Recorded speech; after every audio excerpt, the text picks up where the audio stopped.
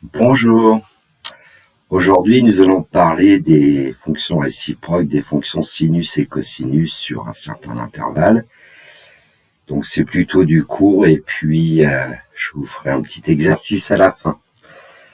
Vous trouverez dans le descriptif de la vidéo un fichier en format PDF sur cette vidéo et puis un lien vers mon nouveau blog où j'ai mis quelques documents seulement. On considère la fonction f définie sur l'intervalle moins pi sur 2, pi sur 2, fermé en moins pi sur 2, fermé en pi sur 2, par f de x égale sinus x. Alors on sait que pour tout réel x de cet intervalle, f' de x égale cosinus x. Et puis on connaît le signe de f', c'est le signe de cosinus. N'hésitez pas à retracer un cercle trigonométrique. Donc la dérivée de f en moins pi sur 2, c'est 0.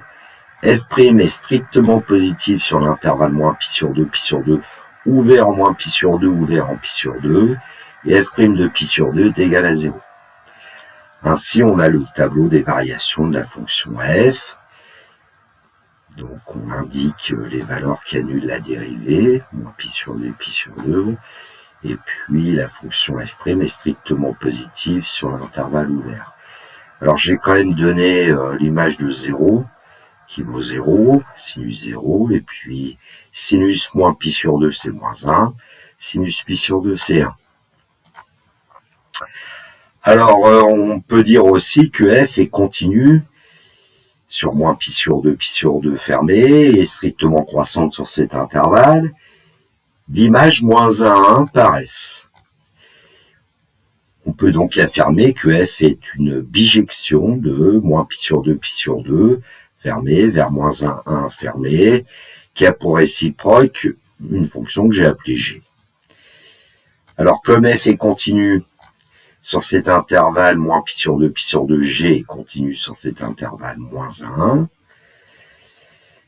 Comme f est strictement croissante sur l'intervalle moins pi sur 2 fermé, g est donc strictement croissante sur moins 1, 1, fermé, on l'a vu dans le cours. Alors f' ne s'annule pas sur l'intervalle ouvert moins pi sur 2, donc g est dérivable sur l'intervalle ouvert moins 1, 1. f' s'annule en moins pi sur 2 et en pi sur 2, donc g n'est pas dérivable en moins 1 et 1, d'après le cours. Alors nous allons essayer de trouver pour les valeurs de y qui appartiennent à ce qu'on appelle le domaine de dérivabilité de g, l'expression g' de y. Alors on sait que c'est 1 sur f' de g de y d'après le cours, c'est-à-dire 1 sur f' de x, c'est-à-dire 1 sur cosinus x. Et en fait, cosinus x, on va pouvoir l'exprimer en fonction de y. Alors, on va voir comment. On utilise la formule fondamentale. Sinus carré x plus cosinus carré x égale 1. Donc cosinus carré x, c'est 1 moins sinus carré x. Donc cosinus carré x, en fait, c'est 1 moins y carré. Et donc cosinus x, ça sera ou racine carrée de 1 moins y carré ou moins racine de 1 moins y carré. Mais ici, on sait que x appartient à l'intervalle moins pi sur 2, donc le cosinus est positif. Ce qui fait que cosinus x est égal à racine carrée de 1 moins y carré, ce qui fait qu'on va pouvoir finir le calcul de la dérivée de g en y. 1 sur cosinus x, c'est 1 sur racine carrée de 1 moins y carré. Donc on voit bien ici qu'on aura un problème pour y égale 1 ou y égale moins 1. Bon, c'est pas pour autant qu'il faut ne pas expliquer pourquoi g n'est pas dérivable en moins 1 et moins 1, ce qu'on a fait. Donc on peut dresser le tableau des variations de la fonction g. Voilà, alors en moins 1, g n'est pas dérivable, en 1, il n'est pas dérivable. Sur l'intervalle moins 1, 1, ouvert en moins 1, ouvert en 1, elle est strictement positive. Bon, la fonction g, évidemment, est strictement croissante sur l'intervalle moins 1, 1. L'image de 1, c'est pi sur 2 par g. L'image de moins 1 par g, c'est moins pi sur 2. Alors la fonction g, traditionnellement, notée arcsinus ou sinus moins 1 aussi. Les valeurs remarquables, au départ, je n'avais pas indiqué, mais enfin c'est toujours bon de connaître les valeurs remarquables de sinus pour 0, pi sur 6, pi sur 4, pi sur 3, pi sur 2, 0, 1,5, racine de 2 sur 2, racine de 3 sur 2, 1. Du coup, on va obtenir les valeurs remarquables de l'arcsinus. Donc, ici, j'ai commis une petite erreur parce que je fais du copier-coller. Donc, l'image de 0, c'est 0. L'image de 1,5, c'est pi sur 6. L'image de racine de 2 sur 2, pi sur 4. L'image de racine de 3 sur 2, c'est pi sur 3. Et l'image de 1, c'est pi sur 2. Alors, les courbes représentatives que j'ai tracées grâce au logiciel GeoGebra. Donc, la courbe de f, c'est la courbe de la fonction cosinus, mais attention, sur moins pi sur 2, pi sur 2. Et puis, par symétrie par rapport à la droite delta d'équation y égale x, on obtient la courbe de g, qui est la courbe de la fonction arcsinus. Alors, au point A, de coordonnées moins pi sur 2 moins 1, j'ai tracé la demi-tangente horizontale à la courbe de f. Évidemment, elle se transforme en une demi-tangente verticale à la courbe de g au point C. Ce point C ayant pour coordonnée moins 1 moins pi sur 2. Et puis idem pour le point B de la courbe C de f d'abscisse pi sur 2 et d'ordonnée 1. Il y a une demi-tangente horizontale. Ce point B par symétrie par rapport à la droite d'équation y égale x se transforme en D. Et en D, il y a une demi-tangente verticale à la courbe C de G. Évidemment, tout ceci, c'est dans un repas orthonormé, OIJ. Étude de la fonction cosinus et de sa réciproque. Attention, la fonction cosinus, ici, on la prend définie sur l'intervalle 0pi. Donc la fonction f est définie sur l'intervalle 0pi, fermé en 0, fermé en pi, par f de x égale cosinus x. Alors pour tout réel x de cet intervalle, f' de x égale moins sinus x. Alors on connaît le signe de sinus, donc on connaît le signe de son opposé. Il suffit de faire une lecture sur le cercle trigonométrique par exemple. F' de 0 vaut 0, f' est strictement négatif sur l'intervalle 0pi ouvert en 0 ouvert en pi, et f' de pi égale 0. Donc on peut donner le tableau de variation de la fonction f, indiquer les valeurs qui annulent la dérivée, donc la dérivée s'annule en 0 et en pi. La dérivée est strictement négative sur l'intervalle 0pi ouvert en 0 ouvert en pi.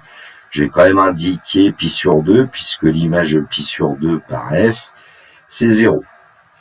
Alors l'image de 0, cosinus 0, c'est 1, cosinus pi, c'est moins 1, et la fonction f est bien strictement décroissante sur 0pi. Alors on va pouvoir dire que f est continue et strictement décroissante sur 0pi d'image moins 1, 1, fermé, moins 1, fermé en 1 par f.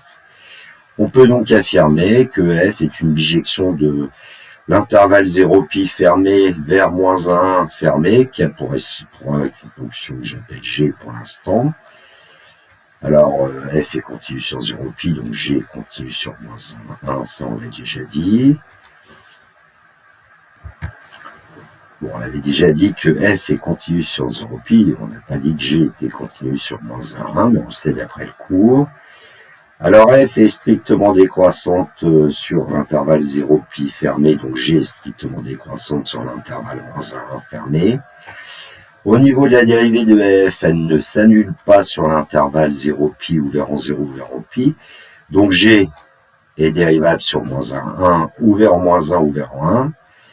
F' s'annule en 0, donc g n'est pas dérivable en 1. F' s'annule en pi, donc g n'est pas dérivable en moins 1. Bon, on sait que y égale f de x équivaut à x égale g de y, ce qui permet de dire que pour tout réel y de l'intervalle moins 1, 1, ouvert en moins 1, ouvert en 1, qui est le domaine de dérivabilité de G. G' de Y égale 1 sur F' de G de Y, ce qui veut dire que c'est 1 sur F' de X, ce qui permet de dire que c'est 1 divisé par moins sinus X, autrement dit, moins 1 sur sinus X. Alors, pour trouver sinus X en fonction de Y, eh bien, on procède comme avec la fonction arc sinus. On utilise la formule fondamentale, sinus carré X plus cosinus carré X égale 1. Sinus carré X égale 1 moins cos carré X. Sinus carré X égale 1 moins Y au carré. Et donc, le sinus X va être égal ici à la racine carrée de 1 moins Y carré, car X appartient à l'intervalle 0 pi, fermé en 0, fermé en pi ici, et dans cet intervalle, sinus X est positif. Donc, on peut finir le calcul, c'est-à-dire que la dérivée de G en Y, c'est moins 1 divisé par racine carrée de 1 moins Y carré. Au passage, on pourra remarquer que c'est l'opposé de la dérivée de la fonction arcsinus.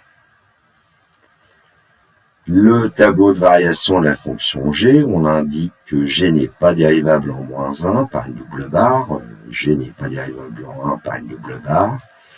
Le signe de la dérivée, c'est moins. L'image de moins 1 par G est pi, l'image de 1 par G 0, l'image de 0, pi sur 2. Donc la fonction G est traditionnellement notée arc cos ou cos moins 1. Alors attention, hein, cos moins 1, ça n'est pas 1 divisé par cosinus. Hein.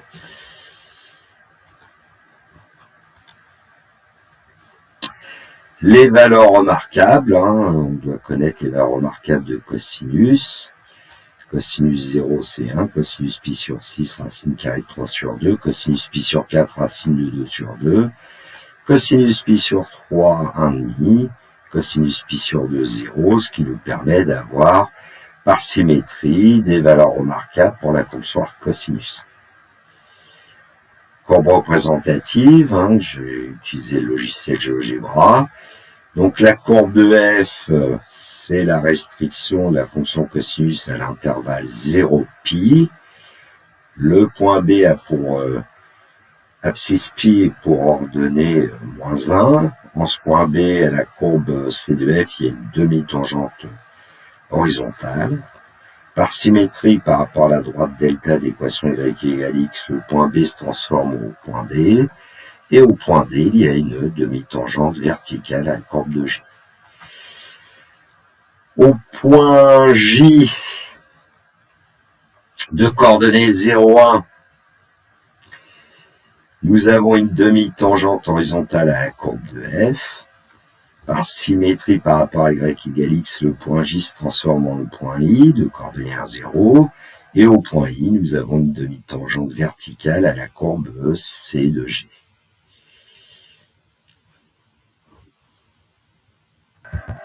Alors, un exercice.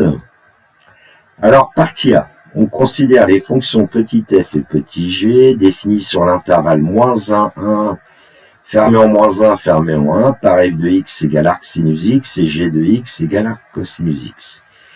Le plan est muni d'un repère orthogonal, C de f et C de g sont les courbes représentatives respectives des fonctions f et g. Et puis on définit la fonction h sur l'intervalle moins 1, 1, fermé, par h de x égale 1 demi de f de x plus g de x. Alors, question 1, construire point par point la courbe C de h sur le graphique donné ci-dessous. On placera les points de la courbe C de h d'abscisse moins 1 plus 0,25k, où k est un entier compris entre 0 et 8. Bon, ce qui fait que pour k égale 0, par exemple, on obtient ici l'abscisse moins 1, et pour k égale 8, moins 1 plus 0,25 fois 8 va nous donner 1. Donc on part de moins 1 et puis par pas de 0,25, on cherche l'image de moins 1 plus 0,25k par h en utilisant la courbe de f et la courbe de g, bien sûr, puisque h de x est 1 demi de f de x plus g de x. Alors voici les courbes données de f et de g. On a indiqué aussi le point de départ et le point d'arrivée de chacune de ces courbes. Alors la question 2, que peut-on conjecturer au sujet de la fonction h sur l'intervalle moins 1, 1 Partie B.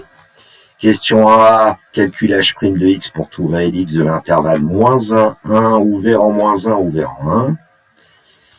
Que peut-on en déduire au sujet de la fonction h sur cet intervalle moins 1, 1, ouvert en moins 1, ouvert en 1. Question 2A, calcul h de 0. Question 2B, en déduire h de x pour tout réel x de l'intervalle moins 1, ouvert en moins 1, ouvert en 1. Question 3, calculer h de 1 et h de moins 1.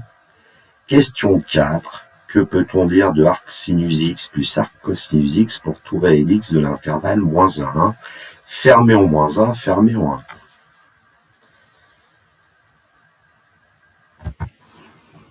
Alors, correction, partie A, question 1, construire point par point la courbe C de H sur le graphique donné ci-dessous.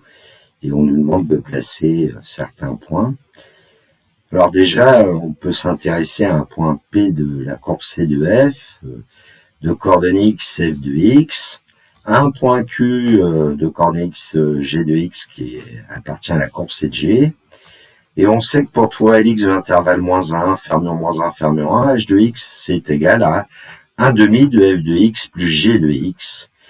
Et donc ce qui va se passer, c'est que si on s'intéresse à un point de coordonnées x, h de x, eh bien ça va être le milieu du segment PQ, puisque le point P a pour abscisse x et le point Q a pour abscisse x, donc la somme des deux divisé par 2 donne x. Et puis l'ordonnée de P c'est f de x, l'ordonnée de Q c'est g de x, donc la somme des deux divisé par 2, ça nous donne l'ordonnée du point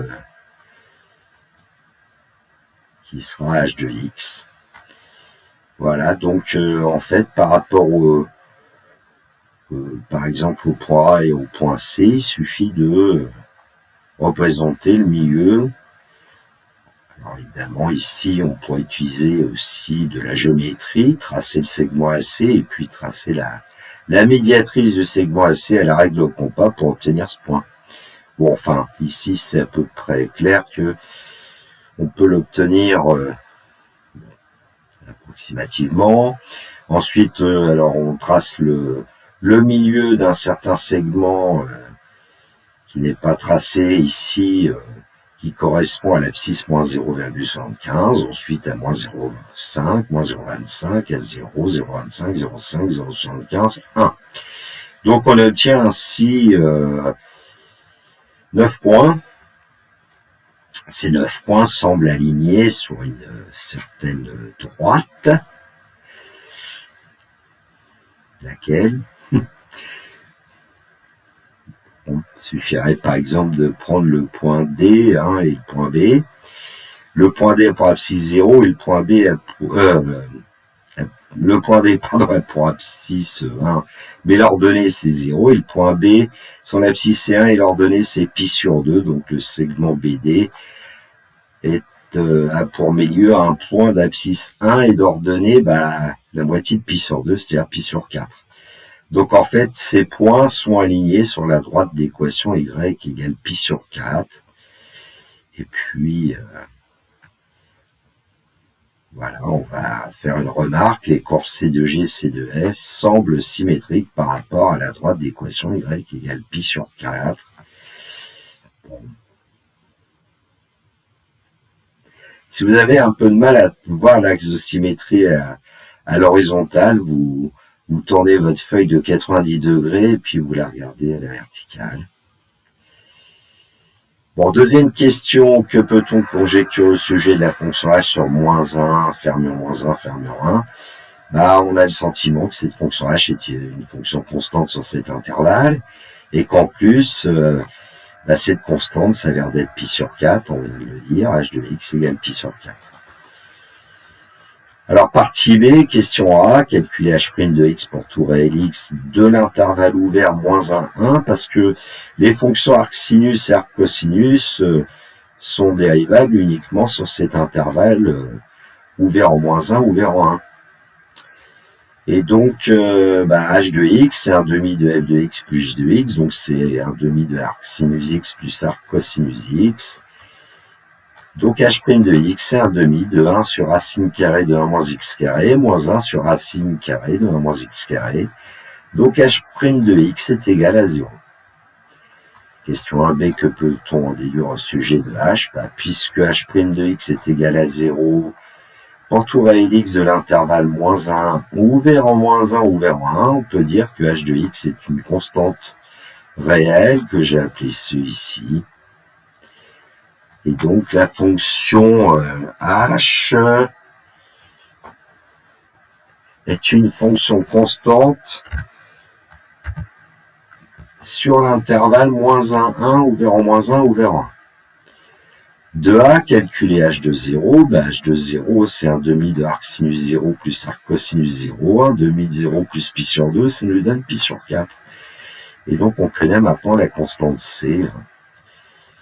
En déduire h de x pour tout réel x de l'intervalle moins 1, ouvert en moins 1, ouvert en 1, la question 2b. Et h de x, c'est par exemple h de 0 qu'on vient de calculer, égale pi sur 4. Question 4, calculer h de 1 et h de moins 1. Alors, h de 1, c'est un demi de arc sinus 1 plus arc cosinus 1, c'est-à-dire un demi de pi sur 2 plus 0, et donc ça fait pi sur 4. h de moins 1, c'est un demi de arc sinus de moins 1 plus arc cosinus de moins 1. Un demi de 0 plus pi sur 2, on obtient encore pi sur 4.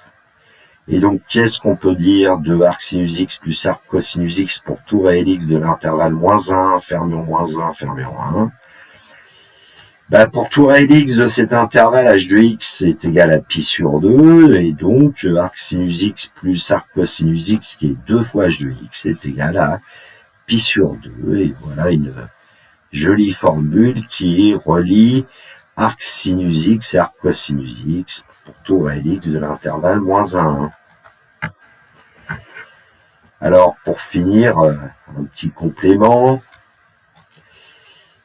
Et puis, voilà, je pose la question de savoir si ce résultat, arc sinus x plus arc cosinus x égale pi sur 2, est-il si surprenant? On va refaire un tout petit peu de trigonométrie finalement de la classe de troisième. Bon, sauf qu'ici, les mesures vont être en radians des angles. Voilà, d'abord la figure, dans un repère orthonormé ou UV, ici, j'ai considéré le quart de cercle UV, qui est situé dans ce qu'on appelle le premier cadran du repère. Et puis j'ai placé un point M sur ce quart de cercle. Le point M étant distinct de U et de V, puis on a tracé le proche orthogonal de M sur l'axe OUS qui s'appelle A. Bon, le proche orthogonal de M sur l'axe OV qui s'appelle B. OM vaut 1. Et donc, j'ai placé aussi un angle alpha. Alors, alpha, c'est la mesure en radian de l'angle, par exemple, à OM. Bêta, c'est la mesure de l'angle OMA en radian, ici. La longueur OA, je l'ai appelée T, donc BM est aussi égal à T. Alors, j'aurais pu parler de la longueur AM et la longueur OB, on n'en aura pas besoin ici. Et donc, on sait que sinus bêta, par exemple, le sinus de l'angle bêta, c'est OA. Alors, on peut dire OA divisé par OM, mais OM vaut 1. Donc, et puis, donc OA qui est égal à T, donc bêta, c'est arc sinus T. On s'intéresse au cosinus de alpha, qui vaut aussi OA, donc c'est T, et donc alpha, c'est arc cosinus T. Et puis dans un triangle rectangle ici en A, on sait que les angles alpha et bêta sont complémentaires, c'est-à-dire que la somme de alpha et de bêta vaut pi sur 2. Donc bêta plus alpha, ça vaut pi sur 2, et bêta plus alpha, c'est arc sinus T plus arc cosinus T. Ce qui fait que pour tout réel t ici de l'intervalle 0,1, ou vers 0 ou vers 1, arc sinus t plus arc cosinus t, c'est pi sur 2. Alors évidemment, ici on a travaillé, on ne peut travailler que pour un réel t strictement compris entre 0 et 1, puisque t c'est la longueur OA, et t ne peut pas être égal à 0 ni à 1, sinon le triangle OAM serait aplati. Bon, mais finalement, cette formule n'est pas si surprenante. Alors évidemment, nous, on a fait mieux aujourd'hui, puisque cette formule est vraie aussi pour tout réel t de l'intervalle -1, 1, fermé en -1 et fermé en 1. Voilà, cette vidéo est terminée pour moi. Si vous avez apprécié, n'hésitez pas, il y a un petit pouce levé, ça encourage. Ou alors un pouce baissé, ça décourage, mais enfin, ça serait bien de donner parfois un petit commentaire. Et pour que je puisse améliorer. Il me reste à vous souhaiter une belle journée. Surtout, prenez bien soin de vous. Que la force soit avec les étudiants qui vont rentrer dans quelques jours. Il me reste à vous dire le classique. Au revoir.